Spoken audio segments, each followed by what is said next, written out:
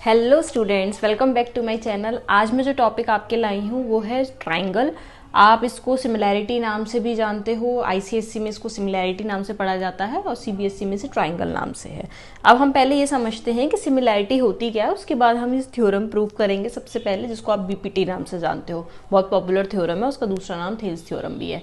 Similarity मतलब होता क्या है, जनरली मान लो आपके सामने कोई दो फिगर्स हैं और अगर वो दोनों फिगर जो हैं वो सेम शेप की है, जैसे ये दो फिगर्स बनाई लेकिन इनकी शेप जो है वो सेम है, सेम शेप है लेकिन साइज वेरी कर रहा है। मतलब एक छोटा एक बड़ा हो सकता है, ये इससे भी बड़ा हो जाए, मतलब डिफरेंस आ जाए, किसमें, साइज में डिफरेंस आ जाए लेकिन शेप में ना आए। यानी शेप सेम हो और साइज जो है वो वेरी करे, यानी डिफरेंट हो। इस टाइप की जितनी भी शेप्स होती हैं उन्हें सिमिलर ट्राइंगल्स या सिमिलर, जैसे ये बनाया तो सिमिलर रेक्टेंगल, या आप कह सकते हो कोई भी शेप्स, उन्हें सिमिलर शेप्स कहा जा सकता है। लेकिन जब ही कहा जा सकता है जब उनकी शेप सेम हो, साइज वेरी हो। फॉर एग्जाम्पल, अगर आपके सामने मैंने यहाँ पर एक ट्राइंगल बनाया, मान लो फॉर एग्जाम्पल इक्विलेटरल ट्राइंगल बनाया और ये 3 सेंटीमीटर साइड का बनाया, और एक और इक्विलेटरल ट्राइंगल बनाया और वो 6 सेंटीमीटर साइड का बनाया, तो ये दोनों ट्राइंगल्स जो हैं इनकी शेप क्या है, सेम है, लेकिन साइज में क्या है, वेरिएशन आ रहा है। तो इस टाइप की ये दोनों शेप्स जो हैं इन्हें क्या बोलेंगे हम, सिमिलर शेप्स। सिमिलैरिटी भी कह सकते हैं कि इसमें सिमिलैरिटी लगाई जा सकती है।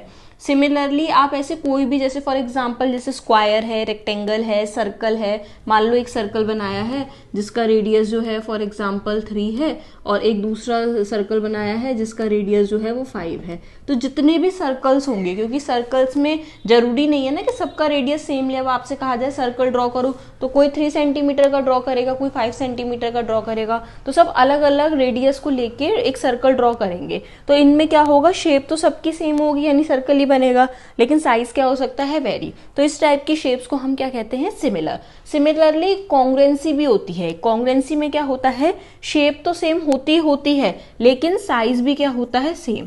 जैसे सेम शेप तो होगी साथ में साइज भी होगा। इस टाइप की चीज को क्या कहा जाता है, कॉन्ग्रुएंट, जो आप पहले पढ़ते थे, यानी कॉन्ग्रुएंसी लगती है उसमें। और यहाँ पर इस टाइप की शेप को क्या कहा जाता है, सिमिलर, और इसमें क्या लगती है, सिमिलैरिटी लगती है। आई होप आपको समझ में आ गया कि कॉन्ग्रुएंट और सिमिलर में क्या डिफरेंस है।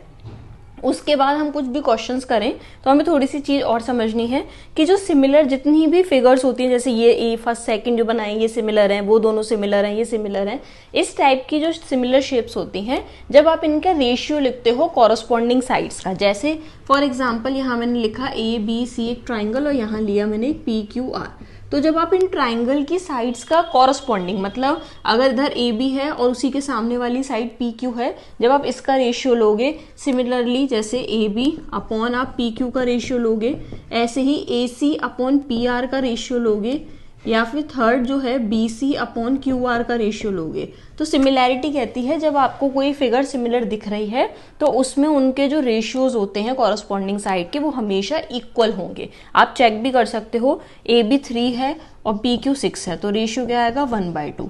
ऐसे ए सी 3 है, पी आर 6 है तो यहाँ भी क्या आएगा, 1/2। सिमिलरली थर्ड में भी 3/6 है, 1/2।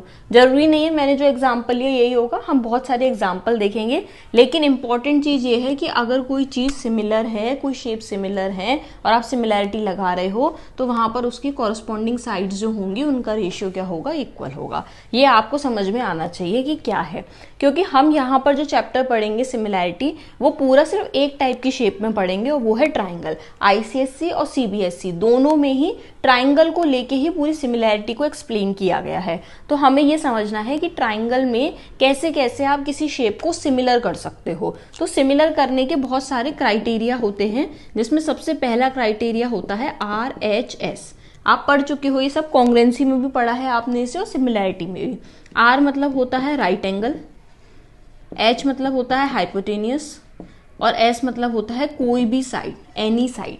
फॉर एग्जाम्पल आपके सामने मैंने एक ट्राइंगल बनाया, इसका नाम दिया ABC, और एक दूसरा ट्राइंगल बनाया, उसका नाम दिया PQR। ये दोनों राइट एंगल ट्राइंगल हैं। लेट इट भी मैंने मान लिया कि ये साइड 3 है और इधर मान लिया ये साइड 3 है और इधर ये 5 है और ये 5 है।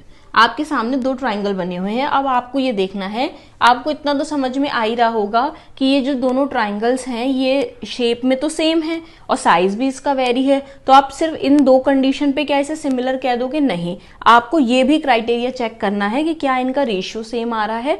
और अगर रेशियो नहीं पता लग पा रहा, नहीं फाइंड कर पा रहे, तो आप इन क्राइटेरिया की हेल्प से फाइंड करोगे कि ये सिमिलर है कि नहीं, या फिर आप कह सकते हो कि आप इसको प्रूव करोगे कि ये सिमिलर है कि नहीं। तो प्रूव करने के लिए आपको कुछ क्राइटेरियाज हैं जिनकी आपको हेल्प लेनी पड़ेगी, जिसमें सबसे पहला है RHS। अगर आपको किसी दो शेप यानी दो ट्राइंगल को सिमिलर करना है तो आप इन तीनों में से कोई भी कंडीशन सेटिस्फाई कर दो। जैसे ये दो ट्राइंगल में आपको एंगल B और एंगल Q सेम दिख रहा है, तो आप सबसे पहले लिखोगे आपको ट्राइंगल ABC लेना है और आपको दूसरा ट्राइंगल कौन सा लेना है? PQR।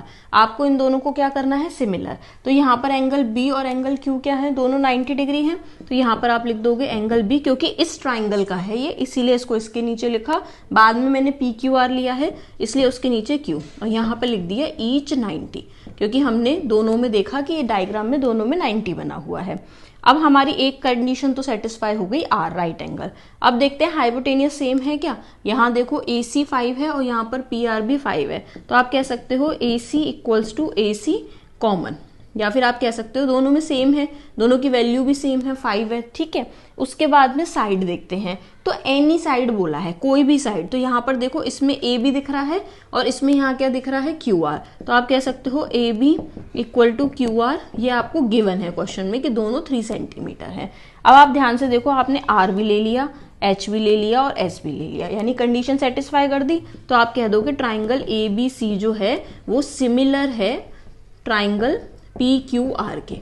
पर किस प्रॉपर्टी से है? बाय RHS, यानी एक प्रॉपर्टी जिससे आपने इसको सिमिलर किया।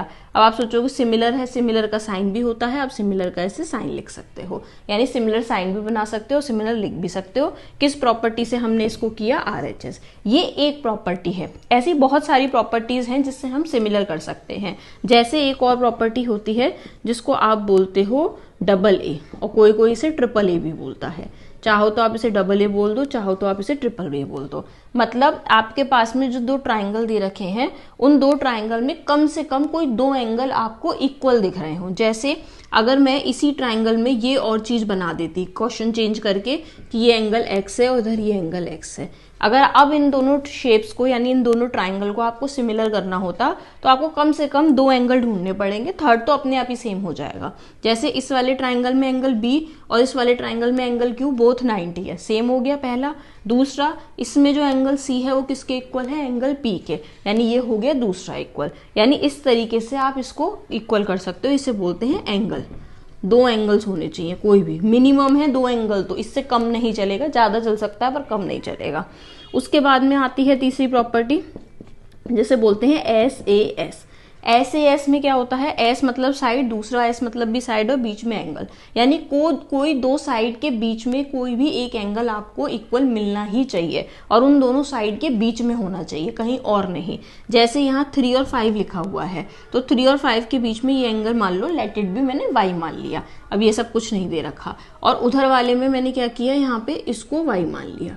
अब आप ध्यान से देखो, इस फिगर में यहाँ पर 3 है और यहाँ पर 5 है, दो साइड्स हैं, इधर भी 3 है, इधर भी 5 है, दो साइड्स हैं। अब ये देखो 3 और 3, 5 और 5, इनके बीच में एक एंगल है, तो यहाँ प्रॉपर्टी आ गई SAS।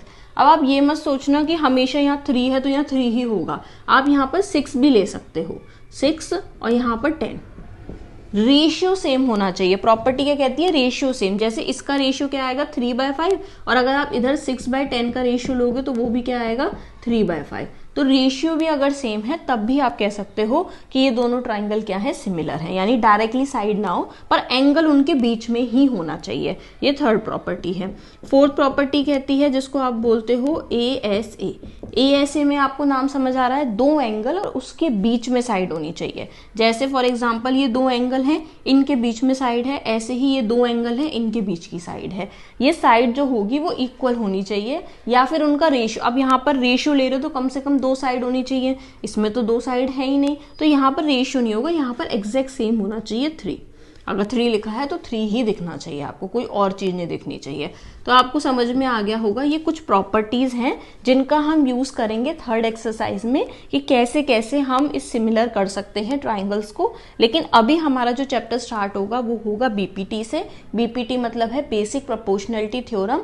ये हमारी एक्चुअल में देखा जाए तो ये हमारी सीबीएसई में तो सेकेंड एक्सरसाइज है, और अगर आईसीएसई में देखा जाए तो फर्स्ट, क्योंकि स्टार्टिंग एक्सरसाइज में क्या है, कुछ बेसिक चीजें हैं। जैसे आपसे पूछा जाएगा क्या सारे ट्राइंगल्स जो होते हैं वो सिमिलर हैं कि कॉन्ग्रुएंट है। तो आपके सामने ट्राइंगल बनाए, मैंने एक बच्चे से कहा एक ट्राइंगल बनाओ, दूसरे से कहा एक ट्राइंगल बनाओ, तो दोनों बच्चे जो जरूरी थोड़ी है सेम ट्राइंगल बनाएंगे। हो सकता है एक आइसोसेलेस बना दे, एक इक्विलेटरल बना दे, हो सकता है दोनों ही इक्विलेटरल बनाए, अलग अलग साइड को लेके बनाए, तो वो शेप तो हमेशा सेम रखेंगे लेकिन उनका साइज जो होगा वो वेरी होगा, यानी वो कॉन्ग्रुएंट कभी नहीं बनाएंगे, वो हमेशा ही सिमिलैरिटी करेंगे। तो आपसे पूछा जाए all the triangles are similar, तो yes similar. All the circles are similar, all the rectangle are similar, square are similar, इस टाइप के कुछ फिलिंग द ब्लैंक्स हैं।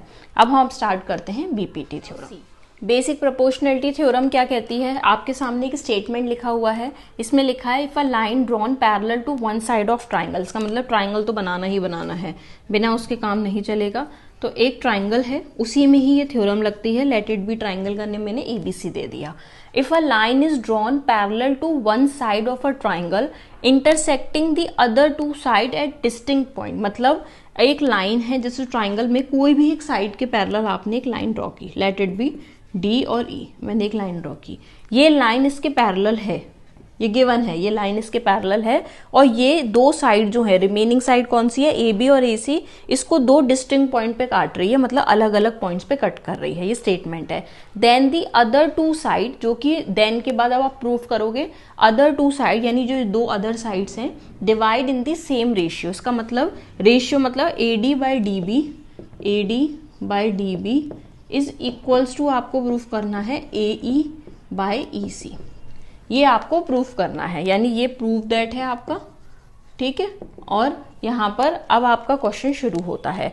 तो क्वेश्चन शुरू होने से पहले हम क्या करते हैं, कुछ कंस्ट्रक्शन, अपने ये हमारी थ्योरम है तो हम अपनी साइड से कंस्ट्रक्ट कर रहे हैं। कंस्ट्रक्ट में मैंने क्या किया, ध्यान से देखना, डी पॉइंट से इस ए ई लाइन पर एक परपेंडिकुलर ड्रॉ किया, नाम दे दिया इसको एम। डी लाइन से ए ई लाइन पे एक परपेंडिकुलर, सिमिलरली ई पॉइंट से एक परपेंडिकुलर ड्रॉ किया ए डी लाइन पे, नाम दे दिया एन। क्या लिखा था, डी एम जो है, डी और एम परपेंडिकुलर है किस पे, ए ई पे, ये कंस्ट्रक्ट किया पहली चीज।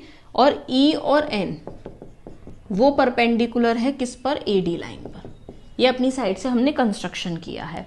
अब उसके बाद में और क्या कंस्ट्रक्शन किया, एक तो ये कंस्ट्रक्शन हुआ, फिर हम बी को ई से ज्वाइन करेंगे, ठीक है, और डी को सी से, यानी हमने दूसरा कंस्ट्रक्शन क्या किया, पहला तो ये हो गया, दूसरा कंस्ट्रक्शन क्या किया, ज्वाइन डी टू सी, एक तो डी को सी से ज्वाइन किया और दूसरा बी टू ई, ये दो काम हमने कंस्ट्रक्शन किए। अब हम अपना प्रूफ शुरू करेंगे।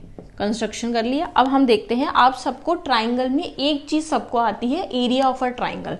तो मैं यहां पर क्या करूंगी, एरिया निकालूंगी ट्राइंगल ए डी ई का, अपॉन एरिया निकालेंगे इसी साइड का जो मेरी साइड में है सेम। एक तो ट्राइंगल आपको ए डी ई दिख रहा है और एक ट्राइंगल आपको इसी साइड में, जैसे ए डी साइड से बन रहा है ऐसे एक डी बी साइड से भी बन रहा है, D E B, triangle D E B, ठीक है, ये मेरी साइड से है। सिमिलरली एक आपके साइड भी होगा ए ई साइड से, इस साइड से क्या ट्राइंगल दिखेगा, ध्यान से देखो, ए ई से एक ट्राइंगल बन रहा है, फिर से ए डी ई, और एक और बन रहा है ई सी साइड से। ध्यान से देखना मैं किस साइड से बना रही हूँ, पहले ए डी से बना रही हूँ और फिर उसके बाद डी ई से। सिमिलरली इधर ए ई से बनाऊंगी और फिर ई सी से। ई सी से क्या ट्राइंगल बनेगा, area of triangle E D C. आपके पास यहाँ पर आपने दो एरिया लिए, एक तो ए डी ई का लिया और एक लिया डी बी ई का इसी साइड, और एक इधर से ए डी ई का लिया और एक लिया डी ई सी का, दो ट्राइंगल लिख दिए। अब एरिया का फॉर्मूला क्या होता है, 1/2 बेस इंटू हाइट। अब बेस देखते हैं, ए डी ई ट्राइंगल में ए डी ई ये जो ऊपर बना हुआ है, ध्यान से देखना, ए डी ई इस ट्राइंगल में ये परपेंडिकुलर बना हुआ था और एक ये, ठीक है, ये ऊपर वाले में। ए डी ई में जब बेस ए डी है तो हाइट कितनी होगी, यहाँ पर हमने क्या माना था इसे, एन ई, और इधर माना था एम, तो जब बेस AD है तो हाइट कितनी है NE, तो हमने यहाँ लिख दिया बेस AD और हाइट ले ली NE अपॉन DEB पे आते हैं। DEB ये ट्राइंगल है, ये ट्राइंगल जो नीचे बना हुआ है ये DEB है, इसमें बेस कितना होगा DB, तो बेस तो पता लग गया, लिख दिया सीधे DB। अब हाइट जो होती है वो तो परपेंडिकुलर ही होती है। इस ट्राइंगल में अगर देखा जाए तो इसको एक्सटेंड, हमेशा ध्यान रखना, आप ये मत सोचना कि जैसे कोई ट्राइंगल बना है, इस ट्राइंगल में अगर 90 डिग्री यहाँ नहीं है, इसका 90 कहीं आगे जाके, जैसे फॉर एग्जांपल कि मैं यहाँ पे एक ट्राइंगल बना दूँ, ठीक है, और मैं कहूँ कि इस ट्राइंगल का जो 90 डिग्री है वो यहाँ है, ये है, अलग से है, मतलब उस ट्राइंगल के अंदर नहीं है, बाहर है, तो वो भी उसी का परपेंडिकुलर कंसीडर होगा। जैसे इस DB लाइन है तो इस DB लाइन में कोई भी 90 डिग्री नहीं दिख रही लाइन, जैसे कोई भी लाइन है वो 90 डिग्री नहीं है, लेकिन अगर इसी को आगे एक्सटेंड किया जाए BD, तो इस पर परपेंडिकुलर क्या बना हुआ है NE, एक ही लाइन को एक्सटेंड करके आगे एक 90 डिग्री बना हुआ है, इसका मतलब इसकी हाइट भी क्या होगी NE, मतलब उसी का एक्सटेंशन में आगे जाके जो 90 होगा वही परपेंडिकुलर होगा। अब सिमिलरली इधर ADE को इस साइड से देखते हैं, तुम लोग की साइड से, ठीक है, इसमें बेस कितना होगा AE, ठीक है, और हाइट कितनी होगी DM जो परपेंडिकुलर है, तो बेस क्या हो गया AE और हाइट क्या हो गई DM अपॉन, अब आ जाते हैं EDC में।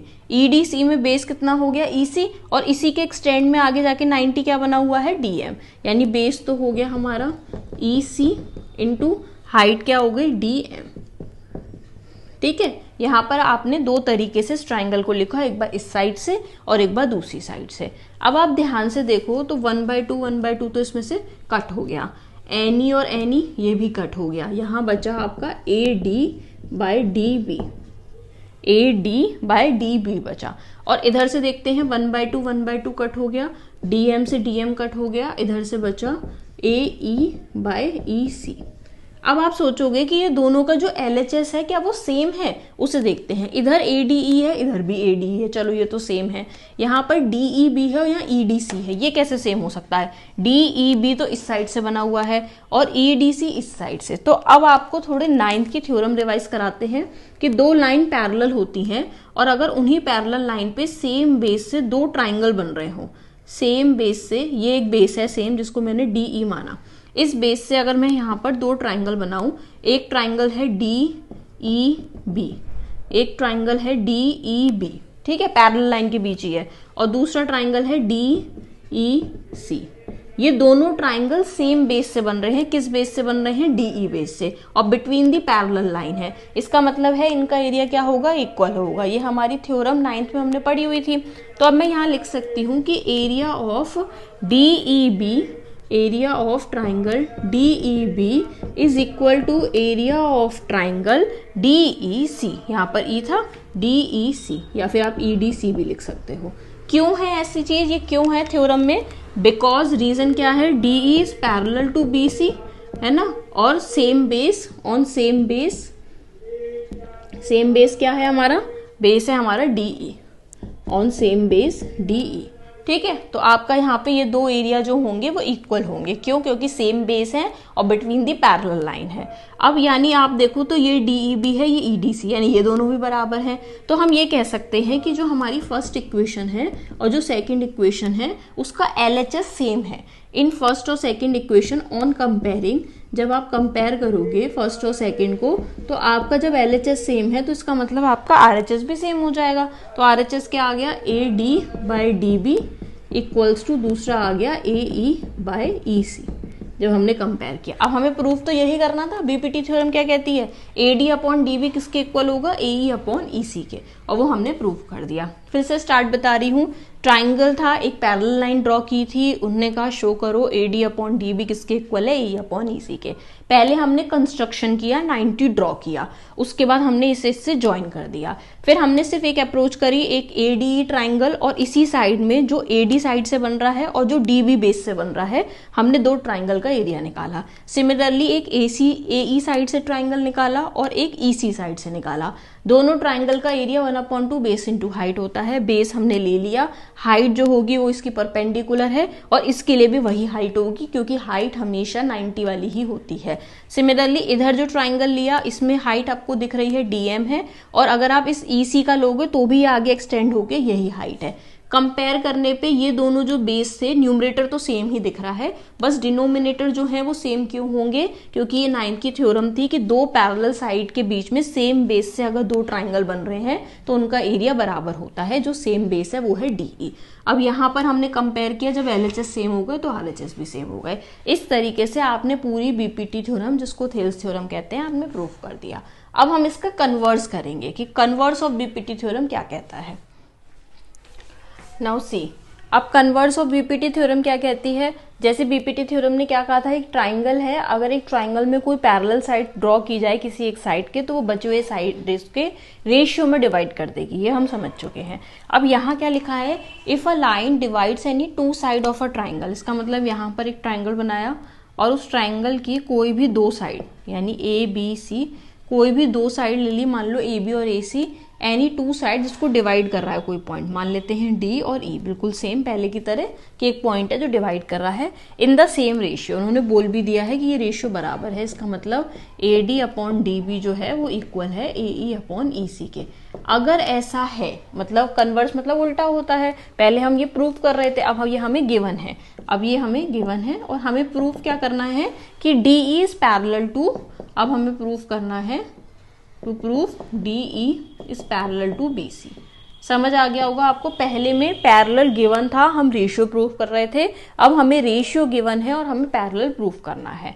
अब यहाँ देखते हैं, अगर इन्होंने कहा है कि जो D और E है वो पैरेलल प्रूफ करना है, तो अपने मन से पैरेलल तो मान के चल नहीं सकते, इसका मतलब है हमें कोई और लाइन एज्यूम करनी होगी जो पैरेलल है। तो मैं एक डॉटेड लाइन E डैश तक मान लेती हूँ, फॉर एग्जाम्पल ये लाइन पैरेलल है, अगर ये नहीं है तो कोई दूसरी लाइन। हमेशा ध्यान रखना, जब भी कन्वर्स प्रूफ करते हैं तो जो प्रूफ करना है ना उसका उल्टा मान के चलेंगे और लास्ट में कॉन्ट्राडिक्टरी से शो कर देंगे कि हाँ यही होता है जो गिवन था। तो हम प्रूफ शुरू करते हैं, पर प्रूफ शुरू करने से पहले हमने कंस्ट्रक्शन किया। कंस्ट्रक्शन में हमने क्या किया है, DE डैश, जो DE डैश है हमने उसको पैरेलल माना है, हमने एज्यूम किया है, ये बात हमने एज्यूम की है। और अगर हमने ये एज्यूम कर ली है तो इसका मतलब अब हम BPT इसमें लगा भी सकते हैं। तो बाय BPT हम क्या समझ सकते हैं, अगर ये ऐसी कंडीशन है तो AD बाई DB, जो AD बाई DB है वो किसके इक्वल होगा, AE dash by E dash C के।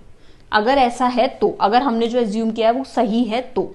अब अगर ये बात सही है, लेकिन इन्होंने गिवन चीज भी दी है, जो इन्होंने गिवन दिया है वो क्या दिया है हमें गिवन, कि AD by DB is equal to है AE बाई EC, ये इन्होंने दिया हुआ है। अगर आप दोनों इक्वेशन को ध्यान से देखो, ये तो फर्स्ट हमने एज्यूम करके जो फाइंड किया और ये गिवन वाला था, इन दोनों का LHS क्या है, सेम है। तो जब हम कंपेयर करेंगे, जब ऑन कंपेयरिंग हमें क्या पता लगेगा कि इसका जो RHS है वो सेम होना चाहिए, जब LHS सेम है तो यहाँ पर क्या आ जाएगा, AE dash by E dash C equal to AE by EC। यहाँ तक आपको समझ में आ गया होगा।